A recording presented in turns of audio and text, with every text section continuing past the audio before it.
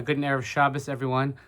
It's been a minute since we've sort of met in this format, but I just wanted to share a brief word with you before Shabbos, because I'm sure, like everyone, we're all hurting. We are all in a very, very difficult state right now. Yesterday, one of my daughters texted me and said, "How can we believe in God right now?" Very, very valid question.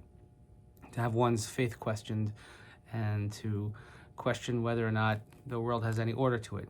I heard a lot of different responses yesterday. Someone said to me, I had trouble in davening saying the words Modim Anachnu Lach, giving thanks to God. Someone said to me, I couldn't even daven at all because I had a difficult time speaking to God on a day like this. I heard a lot of expressions of anger and frustration and people finding ways to channel that. All valid. Mostly we have bewilderment and we have a tremendous amount of pain and sorrow and probably helplessness and maybe even hopelessness. So I don't have any great wisdom for you. I'm in the same boat. I just got a note from Rabbi Bernstein in Israel also expressing the same, that he has to speak to his kehillah tonight and he's not sure what to say because people are reeling. He said people are walking around like, kind of in a trance or like ghosts, something like that. And I think we feel the same way. But I do know a couple of things. And that is, in the Parsha that we're about to read, is an interesting bridge between sort of the lofty episode of Har Sinai, the revelation and the giving of the Ten Commandments and the Torah at Mount Sinai. And then immediately we go into Elah HaMishpatim, a whole host of interpersonal laws, and your cow hits my cow, and I lost an item, and don't turn away, all these types of things which are very, very mundane. And then at the end of the parsha, we go back to chapter 24, where we have Nasav and Ishma, again to the lofty. And maybe that represents kind of our feelings. We're on this seesaw, we're on this roller coaster of emotions.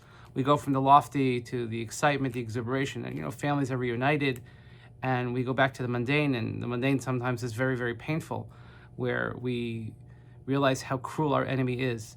And we thought yesterday was bad enough, and then by the end of yesterday, with bombing attacks in Israel on buses that were planned, and B'chazei Hashem with unbelievable miracles, how something worse did not happen, and then hearing the cruelty of how they presented a body to be Shiri Bibas, it's not her. I mean, what are we supposed to do with that? And where are we yelling and screaming? And I think that one of the things that we have that we can do is to gather together, because at the end of the parsha also the people gathered together to make a covenant with God.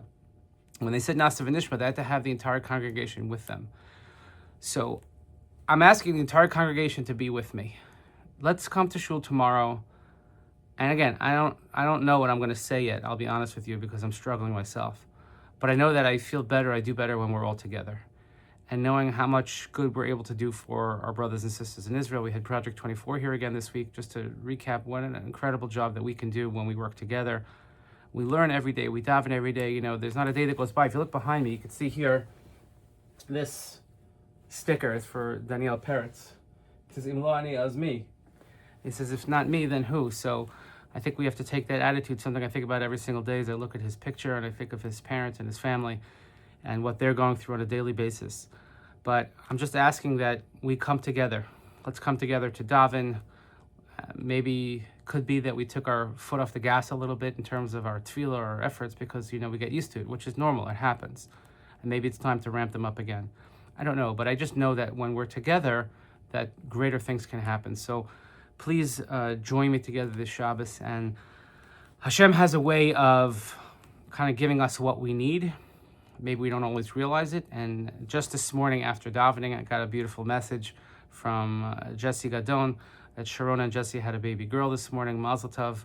And as Jesse wrote, this is the light that Am Yisrael needs in a time of darkness. So let's all celebrate with the Gadons, but also let's just make sure we can do whatever we can to bring light. So I look forward to seeing each and every one of you in shul tomorrow, and we'll figure this thing out together.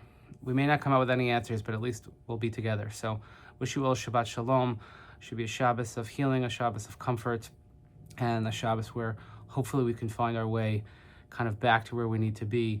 And Emir Hashem, we could do that together. Shabbat Shalom.